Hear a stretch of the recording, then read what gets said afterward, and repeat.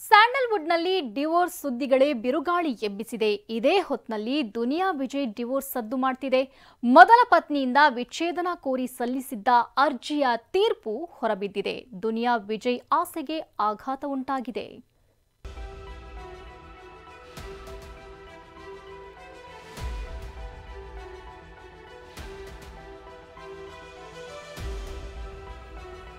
Chandan Shetty, Nivedita divorce, Yuvraj Kumar ವಿಚ್ಛೇದನ ಅರ್ಜಿ ವಿಷಯ ಸ್ಯಾಂಡಲ್ವುಡ್ನಲ್ಲಿ ಹಲ್ಚಲ್ ಸೃಷ್ಟಿಸಿತ್ತು.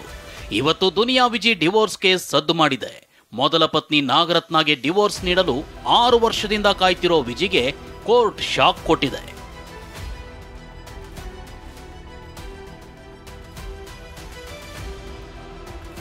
ಮೊದಲ ಪತ್ನಿಯಿಂದ ಡಿವೋರ್ಸ್ ಕೇಳಿದ್ದ ವಿಜಿಗೆ ಶಾಕ್. ವಿಚ್ಛೇದನ ಅರ್ಜಿ ವಜಾಗೊಳಿಸಿದ ಫ್ಯಾಮಿಲಿ ಕೋರ್ಟ್. ದುನಿಯಾ ವಿಜಯ್ ಚಂದನವನದ ಖ್ಯಾತ ನಟ ಹಾಗೂ ನಿರ್ದೇಶಕ. ಆದರೆ 2018ರಲ್ಲಿ ದುನಿಯಾ ವಿಜಯ್ ಅವರ ದಾಂಪತ್ಯ ವಿಷಯ ಕೋಲಾಹಲ ಹುಟ್ಟಿಸಿತ್ತು. ಯಾಕಂದ್ರೆ ಮೊದಲ ಪತ್ನಿಗೆ ವಿಚ್ಛೇದನ ನೀಡದೆ ವಿಜಯ್ 2ನೇ ಮದುವೆಯಾಗಿದ್ರು. ಬಳಿಕ ನಾಗರತ್ನರಿಂದ ಡಿವೋರ್ಸ್ ಬೇಕು ಅಂತ ಕೋರ್ಟ್ ಮೆಟ್ಲೇರಿದ್ರು. ಕ್ರೌರ್ಯದ ಆಧಾರದಲ್ಲಿ ಡಿವೋರ್ಸ್ ಕೋರಿ ಶಾಂತಿನಗರದ ಕೌಟುಂಬಿಕ ಕೋರ್ಟ್ಗೆ ದುನಿಯಾ ವಿಜಯ್ ಅರ್ಜಿ ಸಲ್ಲಿಸಿದ್ರು.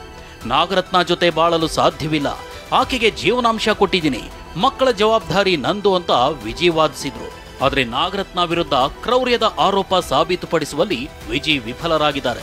ಅಲ್ಲದೆ ನಾಗರತ್ನ ನನಗೆ ಗಂಡ ಬೇಕು ಅಂತ ಅರ್ಜಿ ಸಲ್ಲಿಸಿದ್ದಾರೆ. ಹೀಗಾಗಿ ಕೋರ್ಟ್ ದುನಿಯಾ ವಿಜಯ್ ಅರ್ಜಿ ವಜಾಗೊಳಿಸಿ ತೀರ್ಪು ಹೊರಡಿಸಿದೆ.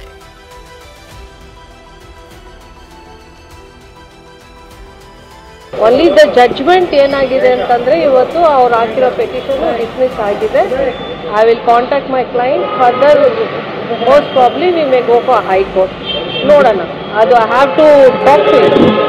ಶೂಟಿಂಗ್ ನಲ್ಲಿ ಬ್ಯುಸಿ ಇರೋ ವಿಜಯ್ಗೆ ವಕೀಲರು ಫೋನ್ ಮಾಡಿ ಮಾಹಿತಿ ಕೊಟ್ಟಿದ್ದಾರೆ.